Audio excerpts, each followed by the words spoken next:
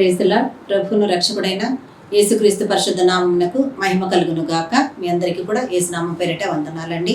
దేవుడు మనందరిని ప్రేమించి ఇచ్చిన వాక్యాన్ని ధ్యానించుకుంటూ ఈరోజు ఆయన చేత ఆశీర్వదించబడదాం. దేవుడు మనతో మాట్లాడుతున్న మాట యోబు గ్రంథము 23వ అధ్యాయము 13వ వచనమును దేవుడు మనకు అనుగ్రహిస్తున్నాడు. యోబు గ్రంథము 23వ అధ్యాయము 13వ వచనమును దేవుడు ఈరోజు ధ్యానంకి ఇస్తుండగా ఆ వాక్యము, అయితే ఆయన ఏక మనసు కలవాడు, ఆయనను మార్చగలవాడెవడు?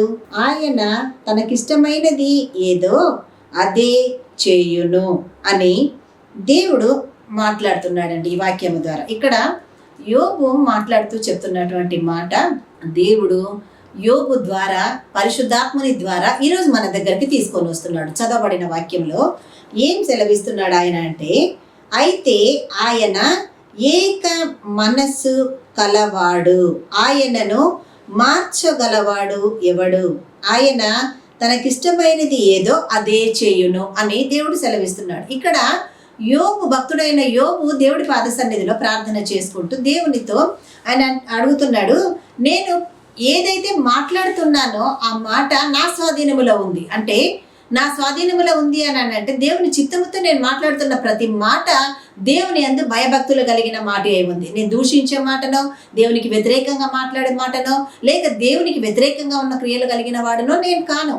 నేను ఆలోచించే ప్రతి తలంపును నా దేవుడు ఎరిగి ఉన్నాడు. కాబట్టి నేను నడిచే ప్రతి మార్గము కూడా నా దేవుడికి తెలుసు అని ఆయన సెలవిస్తూ ఆయన అనుకుంటూ, నా పాదములు ఆయన అడుగుజాడలు విడవక నడిచినవి, నేను ఇటు అటు తొలగక ఆయన మార్గమును అనుసరించి తిని, ఆయన పెదవుల ఆజ్ఞను నేను విడిచి తిరగలేదు. అంటే నేను ప్రతి విషయంలో కూడా నన్ను పిలిచిన నా దేవుడికి, నన్ను ఏర్పరచుకున్న నా పరలోక తండ్రికి మహిమకరముగా నేను జీవిస్తున్నానని ప్రతి మాట ద్వారా తను దేవుని దగ్గర మాట్లాడుతూ ఆయన అంటున్న మాట, అయితే ఆయన ఏక మనసు గలవాడు, ఆయనను మార్చగలవాడెవడు? ప్రియ దేవుని బిడ్డ, ఈరోజు దేవుడు నీతో మాట్లాడుతూ ఆయన సెలవిస్తున్న మాట, ఆయన ఏమై ఉన్నాడని నువ్వు నేను మనము ఈ సృష్టి గ్రహించాల్సింది ఏంటిదంటే, ఆయన ఏక మనసు కలవాడు.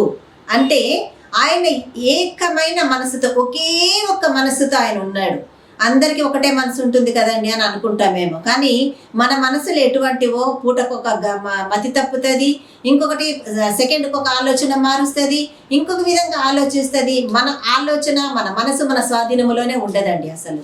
కానీ మన దేవుడు ఏమై ఉన్నాడంట, మనల్ని కలుగు చేసిన పరలోక తండ్రి, ఆయన ఏక మనస్సు కలవాడై ఉన్నాడు. ఆయన ఆ తర్వాత ఆయనను మార్చగలవాడెవడు? చెప్పుడు మాటలకు, నిన్ను డైవర్ట్ చేసే మాటలకు, నిన్ను పక్కదారులకు నడిపించే మాటలకు, నిన్ను పక్కతోవలలో నడిపించే మాటలకు, నీవు ఇతరుల మాటల ఇన్ఫ్లుయెన్స్ మీద ఆధారపడి నువ్వు జీవిస్తున్నావేమో. నువ్వు మారిపోవచ్చు, నీ తలంపులు మారిపోవచ్చు, నీ క్రియలు మారిపోవచ్చు, నీ బుద్ధిని బట్టి నీకున్న స్థితిగతులు కూడా మారిపోవచ్చు. కానీ నా దేవుడు మారని దేవుడై ఉన్నాడు.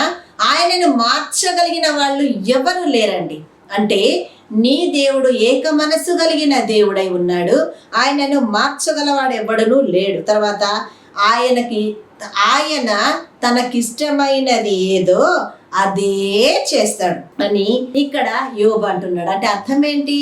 నిన్ను బట్టో, నీ ఆలోచనలను బట్టో, లేక నీ క్రియలను బట్టో, నీకున్న పెద్ద గొప్ప విశ్వాసమును బట్టో దేవుడు నీకు అనుకూలంగా దిగి వచ్చి ఏది చేయడు. ఎందుకంటే అందులో నువ్వు ఎంచుకున్న మార్గంలో కానీ, నువ్వు నడుస్తున్న మార్గంలో కానీ, నువ్వు యోచన చేస్తున్న దాంట్లో కానీ, నువ్వు వెంబడించాలనుకుంటున్న దాంట్లో కానీ, నువ్వు ఆలోచన చేస్తూ పొందుకోవాలనుకుంటున్న దాంట్లో నీకు కీడు రావచ్చు, శ్రమ రావచ్చు, శోధన కలగవచ్చు, ఏదైనా జరగవచ్చు. కానీ నిన్ను ప్రేమిస్తున్న నీ దేవుడు వాటినన్నిటిని తప్పించడానికి నీకు ఏది మేలైనదో, ఏది శ్రేష్టమైనదో, ఏది మన తండ్రి అయిన ఆయనకు అనుకూలమైనదో వాటినన్నిటిని నీ పక్షంగా చేయడానికి ఆ దేవుడు నీ కొరకు సిద్ధపరచబడి ఉన్నాడు. ఆయన సెలవిచ్చే మాట, ఆయన తనకిష్టమైనది ఏదో అదే చేయును. కాబట్టి నీ పట్ల ఆయన కలిగి ఉన్న తలంపును ఎవరో వచ్చి మార్చే అధికారం ఆయన ఎవరికి ఇవ్వలేదండి. మరి నీ తలంపు మార్చగలిగిన స్థితిలో ఉంటే నువ్వు ఎవరికి అధికారం ఇచ్చావు? ఆయనకు ఎవరు లేరని చెప్పాడు వాక్యము ద్వారా. మరి నీ తలంపులు మారిపోతున్నాయంటే నిన్ను మార్చగలిగిన వాళ్ళు ఎవరు? నువ్వు వాక్యమును ఆధారం చేసుకొని విశ్వాసముతో దాన్ని పట్టుకొని నా యేసయ్య తప్ప నాకు ఎవ్వరూ లేరు, నన్ను ఏ స్థితికైనా దీవించగలడని ఒక విశ్వాసము కలిగి దేవుళ్ళు నువ్వు కొనసాగితే నీ మనసు కూడా మారొద్దు కదా. నువ్వు కూడా మార్పు లేని వాడవు, మార్పు లేని దానవే కదా. మరి నీ దేవుడు ఆయన తనకిష్టమైనది ఏదో అది మాత్రమే ఆయన నెరవేర్చునని నీకు తెలిసి ఉన్నప్పుడు, అదే చేస్తాడని నీకు తెలిసి ఉన్నప్పుడు, నీ దగ్గర ఉన్న ఈరోజు కొన్ని నీ అవివేకత వలన సమస్యలు ఉన్నాయేమో గమనించావా ఎప్పుడైనా? నోరు తెరిస్తే అబద్ధాలండి, నోరు తెరిస్తే అబద్ధాలు. నీ జీవితం ఏమైందో దేవుని దగ్గరే ముందు ఉంటుంది. సాటి మనిషికి కూడా తెలుసు నీ జీవితం. కానీ ఒక ముసుగేసుకొని నన్నెవరు చూడట్లేదు, నన్నెవరు పట్టించుకోవట్లేదు, వాళ్ళు నమ్మేశారులే అని అనుకుంటూ తిరుగుతున్నావేమో. మనుషులు నమ్మినా నమ్మకపోయినా నీకు నాకు ఒరిగేది ఏం లేదండి. కానీ నీ దేవుడు నీ ప్రవర్తన మీద అధికారం కలిగి ఉన్నవాడు నిన్ను నమ్మాలి. ఎవరి కళ్ళైనా ప్రపంచంలో కప్పగలవేమో కానీ నిన్ను చూస్తున్న ఆ దేవుడు ఆయన కళ్ళను నువ్వు కప్పలేవు ఎప్పుడు. అందుకే కీర్తనల గ్రంథంలో ఆయన అన్నాడు కదా, ఆయన భూమి అంతముల వరకు చూచువాడై ఉన్నాడని సెలవిచ్చాడు. ఆ తర్వాత ఆకాశము క్రింద జరిగే వాటిని అన్నిటినీ ఆయన తెలుసుకుంటున్నాడని మాట్లాడుతున్నాడు కదా దేవుడు వాక్యం ద్వారా. మరి అన్నీ తెలిసిన దేవుడు ఈరోజు నువ్వెలా ఉన్నావు? నిజంగా నేను ఆయన వారసుని ప్రభా, నేను నిజంగా నేను ఈ బిడ్డనయ్యా, వారసురాలనయ్యా అని మాత్రమే నాలుక మీద నుంచి మాత్రమే చెప్తున్నామే. నిజంగా మనం ఆయన బిడ్డలైతే మన తండ్రిని పోలి మనం నడుచుకోవాలి కదా. ఆయనను మనకు మాదిరికరముగా ఉంచుకొని మనం నడవాలి కదా ఆయన మార్గములో. ఆయన ఎలా ఉన్నాడు నీ తండ్రి? రోజు వాక్యం ద్వారా నీకు యోబు నీతో సెలవిస్తున్నాడు కదా. ఏమని మాట్లాడుతున్నాడు ఆయన? యోబు సెలవిస్తూ ఆయన మాట్లాడిన మాట ఏంటిది? అయితే ఆయన ఏక మనసు కలవాడు, ఆయనను మార్చగలవాడేవాడు. ప్రియ దేవుని బిడ్డ, కృంగిపోకు. ఈరోజు నువ్వు ఏ స్థితిలో ఉన్నావేమో, నువ్వు యథార్థ మార్గంలోనే నిలిచి దేవుని కొరకు కనిపెడుతున్నావేమో. మరి అటువంటి ఆయనను దగ్గరకు వస్తే ఆయన ఏక మనసు నిన్ను ఆశీర్వదించడానికి మాత్రమే ఉన్నాడని నువ్వెందుకు మర్చిపోతున్నావు? నీ పట్ల కృప కలిగిన నీ దేవుడు మారిపోతాడన్న భయం నీకుందా? లేక ఎవరైనా వచ్చి మార్చేస్తారన్న ఆలోచన నువ్వు కలిగి ఉన్నావా?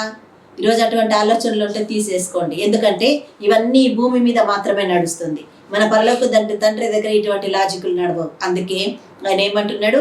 ఏక మనసు కలిగి ఉన్నాడు. నిన్ను ఆశీర్వదించాలన్న ఆశీర్వాదం కలిగి ఉంటే ఖచ్చితంగా నిన్ను ఆశీర్వదిస్తాడు. ఎందుకంటే ఆయన మనసు ఎప్పుడు కూడా మారదు, మార్పు లేని దేవుడై ఉన్నాడు ఆయన. రెండవదిగా ఆయన ఏమై ఉన్నాడు? తనకిష్టమైనది ఏదో అదే చేస్తాడు. నిన్ను దీవించాలంటే దీవిస్తాడు, నిన్ను స్వస్థపరచాలంటే స్వస్థపరుస్తాడు, నీకు నెమ్మదిని కలుగు చేయాలంటే కలుగు చేస్తాడు, నీకు సమాధానం ఇవ్వాలంటే కలుగు చేస్తాడు. అటువంటి మారని దేవుని చేతుల్లో నువ్వు ఉన్నావు. ధైర్యం వస్తుందా నీకు? ఈ ధైర్యం నాకు ఇచ్చిన ప్రభా నీకు వందనాలు తండ్రి. నువ్వు స్తుతించగలిగితే ఈ వాగ్దానాన్ని నువ్వు స్వతంత్రించుకొని ఆయన మహిమపరచగలవు. ప్రార్థన చేసుకుందాం. హల్లెలూయా, హల్లెలూయా, హల్లెలూయా, హల్లెలూయా. స్తోత్రం, స్తోత్రం, స్తోత్రము దేవా. నీకు వందనాలు, స్తుతులు తండ్రి. మమ్మల్ని మికిలిగా ప్రేమించి ఆదరించిన గొప్ప దేవా, మమ్మల్ని గణపరచడానికి నీ మహిమతో నింపడానికి దిగి వచ్చి మంచి వాక్యం ద్వారా మాతో మాట్లాడావు. విన్న వాక్యాన్ని మాలో నీరు కట్టి ఫలింపు చేయండి. వాక్యానుసారముగా మేము నడవడానికి మాకు సహాయం చేయండి తండ్రి. మీకే వందనాలు ప్రభా. రోగగ్రస్తులను జ్ఞాపకం చేసుకుని స్వస్థతలు దయచేయండి అయ్యా. బలహీనతలో ఉన్న వారిని బలపరచండి నాయన. అయ్యా ఇదిగో నీ మహిమ కొరకు ఎదురు చూస్తున్న వారిని అత్యధిక మహిమతో నింపమని ప్రార్థిస్తున్నాను నా యేసయ్య. సమస్తము మీద నీ అధికారం ఇచ్చి ఉన్నావని ఎరిగి ప్రభా నీ మహిమతో మేము ముందుకు కొనసాగే కృప మాకు దయచేయండి. అయ్యా ఎగ్జామ్స్ కు ప్రిపేర్ అవుతున్న బిడ్డలను మీరు జ్ఞాపకం చేసుకోనండి ప్రభా.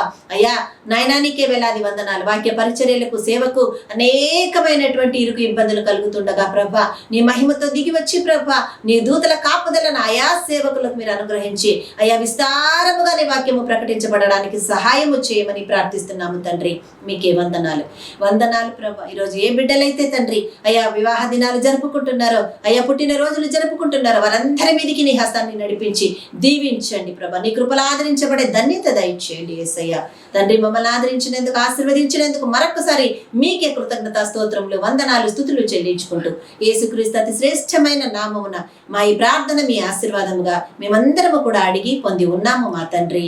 ఆమేన్, ఆమేన్, ఆమేన్. హల్లెలూయా. అడుగులను క్రమపరచి నా హృదయమును స్థిరపరచి నీదు రక్తములో నన్ను శుద్ధుని చేసితివే.